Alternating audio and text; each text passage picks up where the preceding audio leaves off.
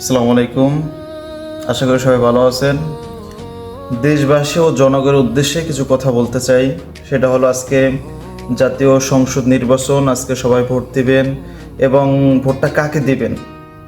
ভোটটা ওই ব্যক্তিকে দেবেন যে ব্যক্তি দেশের জন্য, সমাজের জন্য, রাষ্ট্রের জন্য, দেশের জন্য ভালো কাজ করবে এবং গরিব দুঃখী মেহনতি মানুষের পাশে দাঁড়াবে, ওইসব লোককে দেবেন। এবং যারা ন্যায়ের পথে চলে তাদেরকে বিশেষ করে ভোটটা দিবেন। ভুল মানুষকে ভোট দিয়ে সংসদে পাঠানোর কোনো দরকার নেই। কেননা তারা যদি একটা খারাপ মানুষকে আপনি ভোট দিচ্ছেন, সে যদি সংসদে যায়, যাবার পরে সে কিন্তু খারাপ কাজই করবে। আর একটা ভালো মানুষকে আপনি ভোট দিয়ে সংসদে পাঠাইছেন, দেখবেন ওই ভালো লোকটা ভালো কাজ করার জন্য চেষ্টা করবে, যদি নাও পারে তবুও চেষ্টা করবে। তাই আপনাদের কাছে আমার একটাই আবেদন থাকবে যে আজকে জাতীয় সংসদ নির্বাচন, বিশেষ করে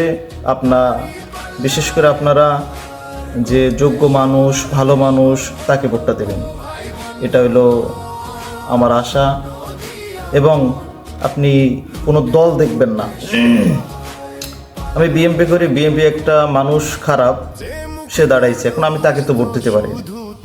আপনি দল বল নির্বিশেষে যেই লোক সৎ, ভালো মানুষ এবং গরিব দুঃখী মানুষের পাশে দাঁড়াবে, ওইসব লোককে দেবেন। হোক দাঁড়িপাল্লা, হোক ধানের শীষ, কোনো দল দেখে কাউকে ভোট দিবেন না। এটাই আমাদের চাওয়া থাকবে জনগণের কাছে। এবং যে সরকার নির্বাচন হবে, ওই সরকার যেন আমাদের বাংলাদেশের উপর একটু যত্ন সহকারে দেখে, আর যারা গরিব দুঃখী মানুষ বিশেষ করে তাদের দিকে যেন একটু লক্ষ্য রাখে।